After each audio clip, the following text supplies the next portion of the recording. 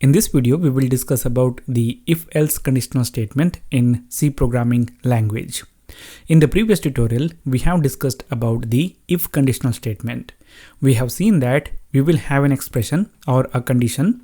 It will be evaluated, and if it produces a value which is equivalent to true, then a group of statements will be executed when we use the if conditional statement. If this condition or the expression evaluates to false, then this group of statements will not be executed. Now, there are situations where we have to execute a group of statements when an expression evaluates to true, and if that same expression evaluates to false, then we have to execute some other group of statements. For that, what we can do?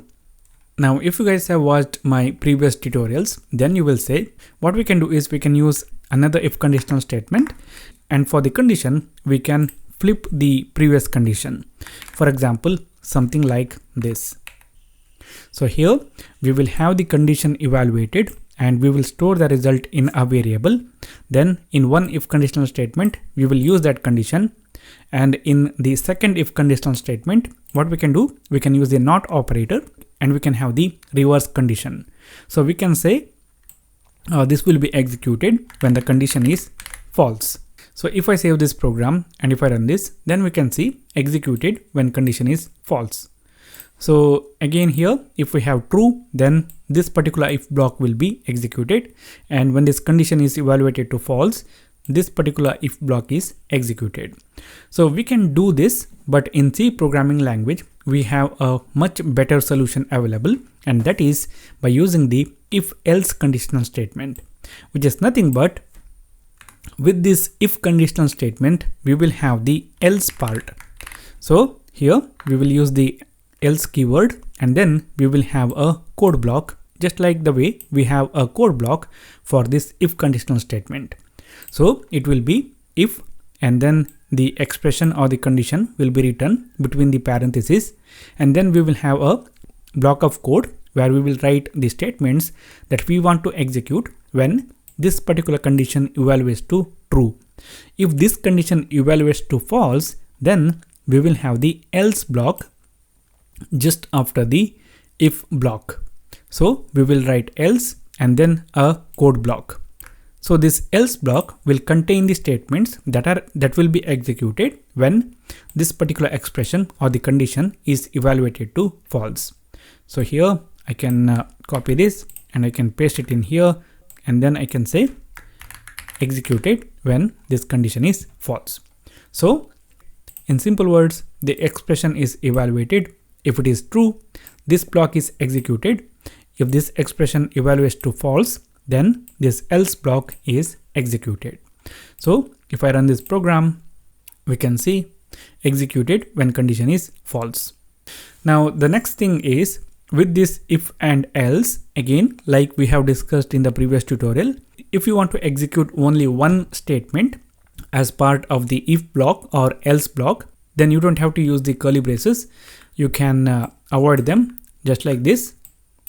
We have discussed about this in the previous tutorial. But remember, if you want to execute more than one statement for the if block or else block, then you have to use the parentheses in order to form a code block. Now finally, in this video, let us see an example program for if else. Let us write a simple program here which will check the user's age, and it will say whether the user is eligible for voting or not. So for that, I will have a variable of type integer, and I will store a value in this variable age. So now what we have to do is we have to have a criteria in order to say whether the user is eligible for voting or not. Let us say the criteria is, if the age of the user is greater than or equal to 18, he can vote. If the age is less than that, he can't vote. So here what we have to do, we have to form an expression which will implement the criteria, and based on the result of that expression, if it is true, then we have to execute some block of statements. If it is false, then we have to execute some other block of statements. So here we will write if, and then let us have the condition. Let us say age containing a value which is greater than or equal to 18 as the condition. If this condition is true, then we will have the if block. So here I will use a simple printf statement and I will say eligible for voting.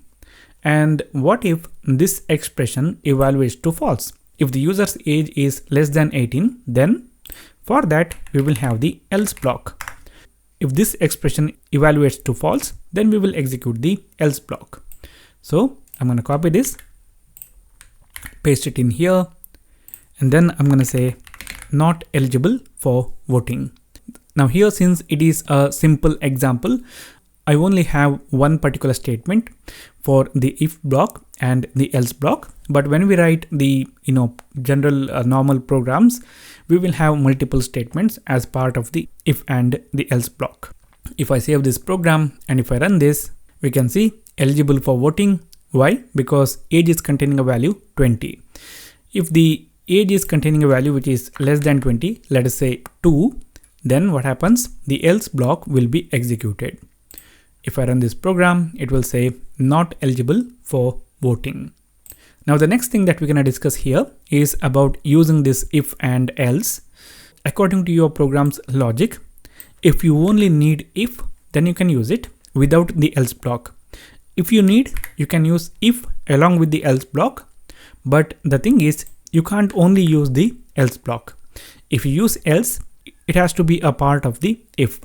If you need if only, then you can use it. If you need if else, then you can use it. And again, like we have talked about in the previous video, you can use as many if or if else conditional statement in your program depending on your logic. So this is it guys for this particular video. Thank you for watching. If you like the video, hit the like button. If you don't like it, hit the dislike button. If you have anything to say, write that in the comment box. For more tutorials, subscribe to the channel.